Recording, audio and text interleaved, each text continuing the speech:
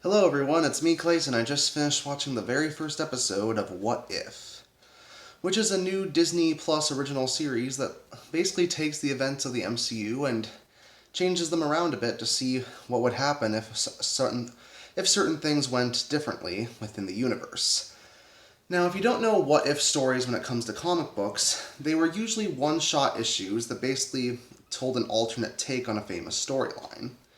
And I really did like those comics back when Marvel and DC made those. And this series is basically giving us an animated interpretation of the idea.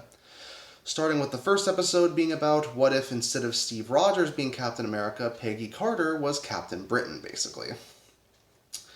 So basically, this episode retells the story of Captain America the First Avenger, where Peggy Carter ends up becoming the captain as opposed to Steve Rogers, who gets injured during a Hydra agent attack when he was about to take the experimental serum from Dr. Erskine.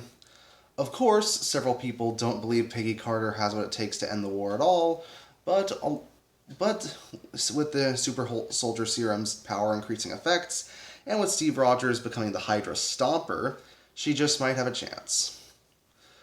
Now, I really do appreciate that this series happens to make it known from the beginning that this is an alternate take, so basically anything can happen when it comes down to it.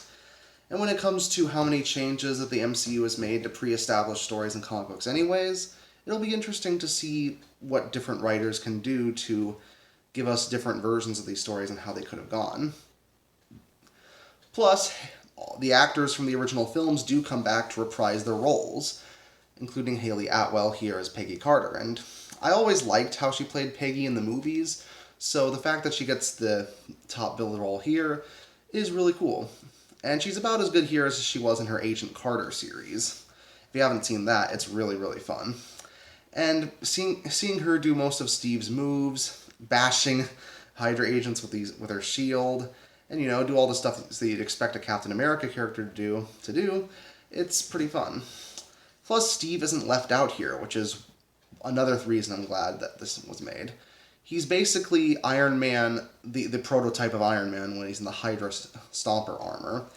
And I really do like that the armor looks almost exactly like the one that Iron Man used to take out those terrorists at the start of his movie. On top of that, we get some great moments from Howard Stark. He was always a joy to watch in the early films, and I'm glad they brought him back. Same for Bucky and Captain America's soldier friends. Plus, I gotta mention the animation here. The animation is a very cel-shaded look for the series, basically mimicking the look of the films, but doing it in a stylized, cel-shaded manner to make the colors pop and to make the action scenes really fun to watch.